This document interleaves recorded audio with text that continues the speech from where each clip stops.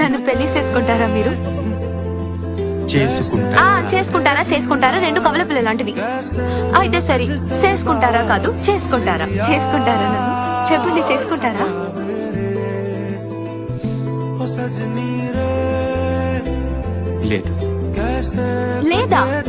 లేదా బాయ్, మీకు ఆప్షన్ ఏమీ ఇవ్వడం లేదు.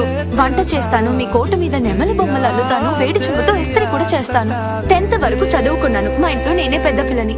అంత పెద్ద అందగత్తనేం కాదనుకోండి, కానీ నాకంటే అందగత్త మీకు ఎవరు దొరుకుతారు?